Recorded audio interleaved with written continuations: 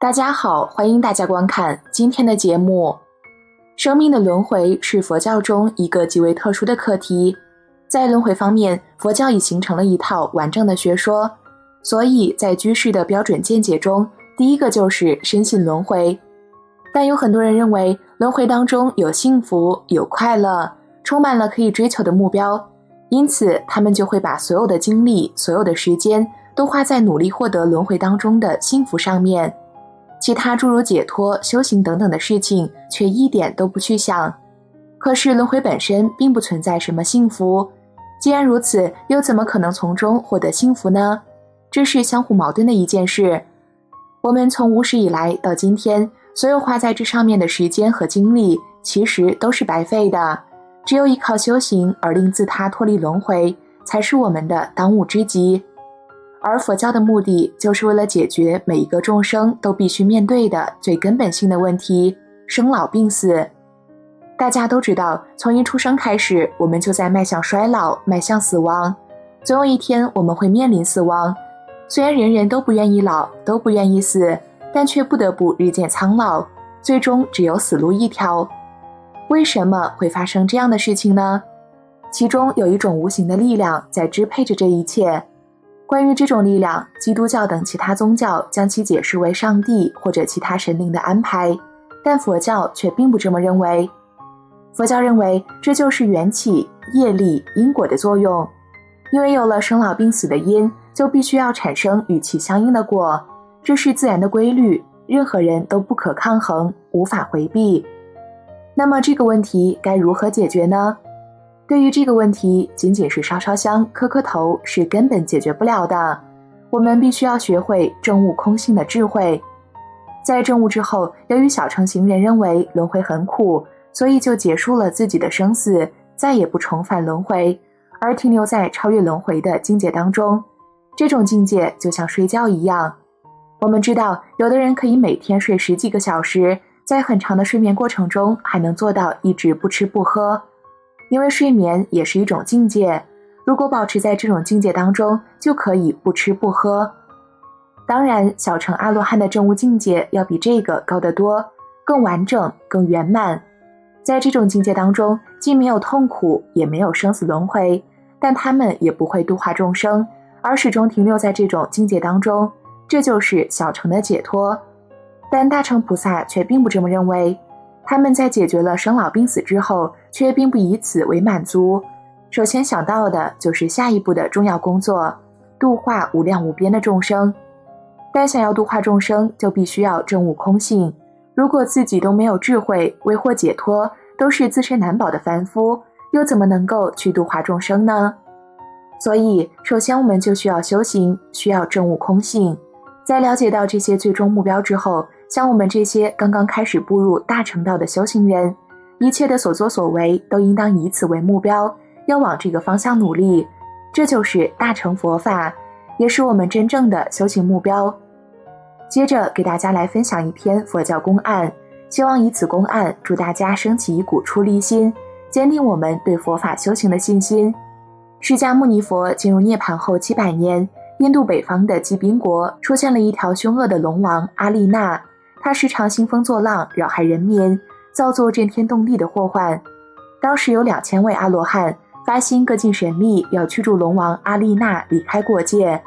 其中1000位罗汉使出自己最大的神力，震撼大地的力量；500位罗汉放射强烈的光明；500位罗汉造人禅定，运用禅那的定力。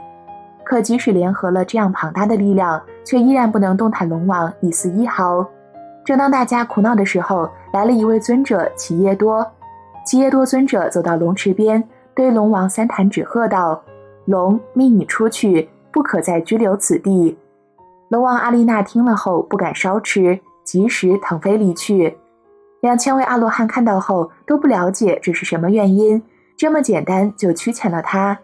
有几位罗汉就上前问齐耶多尊者道：“我们和尊者证得同样的果位，一样断尽烦恼，解脱生死没有差别，一律平等，可为什么我们合力都不能动摇他，尊者却3弹指就使他服服帖帖地离开国界呢？”尊者听后答道：“我从做凡夫以来，严持禁戒，身口意不敢稍犯恶业，以平等无差别的心修持一切法。各位之所以不能动摇他，那是因为所修积的功德不同的缘故。在降服龙王阿丽娜后，尊者齐叶多便带着弟子向更北方继续他的云游。路很遥远，有的横延在原野上，有的环绕着山腰，那高大的路边树迎着南风在摇曳。尊者一行人走在凉快的树荫下，忽然尊者住脚，抬头望着树上，一只乌鸦停在那儿。尊者注视它，然后微微笑，点点头。走不多远，弟子们不由疑问道：尊者，为什么你和乌鸦微笑呢？尊者答道：到时自当说明。于是他们又继续向前走，来到了石室城。刚走进城门，尊者的脸色突然变得很惨淡，大家心里都十分疑惧，但却不敢多问。等到了差不多要吃饭的时候，他们进城去乞食。等吃过饭出城来，在城门地方，尊者又像进城时一样突然惨然变色。众弟子看到尊者再一次失色后，忍不住跪下央求道：请问尊者，为什么对乌鸦微笑，又在这里两度失色呢？尊者长叹一声，以哀怨的神气开口说道：这得从一个很久远的故事说起。在91劫以前，昆婆师佛涅槃以后，我转生在一位长者的家里为子，当时志愿出家去学道。可是年迈的父母听后却说：且慢，你当知人生不孝，无后为大，你走了，谁来继承我家的宗嗣呢？你想出家的事，等娶过亲后再说吧。一家人忙了一段时期，新娘子总算入门了。我又提出了出家的要求，可父母却再一次劝说道：假如你能养下一个孩子，我们就不再阻止你了。不久，真的生下了一个男孩。等到了小孩子咿呀学语的时候，我禁不住又要求道：现在可以让我达成出家的愿望了吧？父母见再也想不出阻止的理由了，于是按理怂恿孩子来央求。孩子哭着跑到我面前说道：爸爸，你不能走，要不然带我们一起走，你不能不要妈妈和我。做父亲的被儿子这番连哭带诉的哀求，我的出家的意志还是动摇了，并对骨肉亲情生起了眷恋。我抚摸着孩子的头，亲切地对他说道：我不走了，我会和你永远在一起。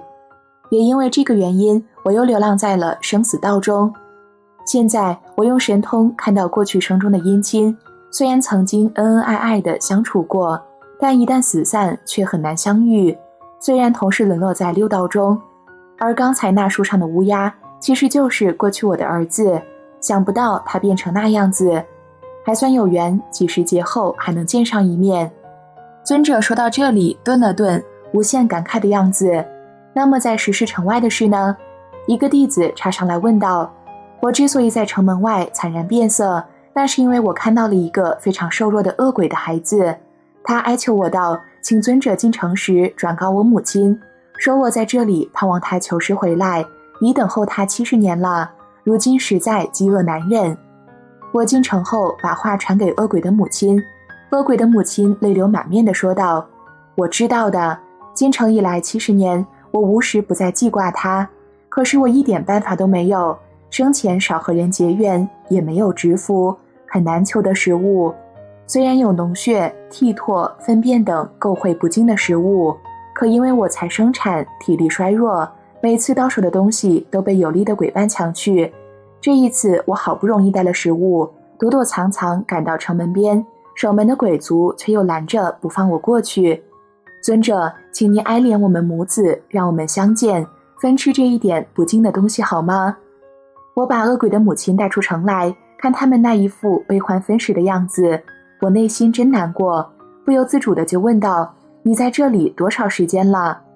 鬼母亲答道：我不知道在这里多少时日了，但眼见这座城池倒塌又建起，建起又倒塌，共有7次了。听了鬼母的话后，我很是慨叹，快乐的时光总是很短暂，而遇事痛苦的遭遇偏是最长久。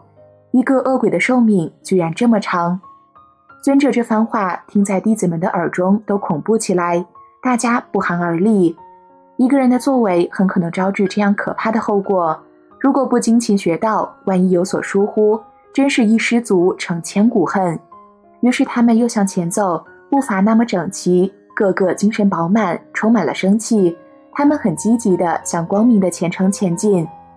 故事到这里就结束了，相信大家一定非常震撼与感慨吧。就算再怎么恩爱，亲情六亲天伦围绕之乐，若不修佛法，亦难免沉沦与流浪生死，一去不复返，在六道中轮回，永无出期。所以修佛就在当下，若一拖再拖，日后一定会后悔的。好了，今天的内容就先和大家分享到这里了，我们下期节目再见。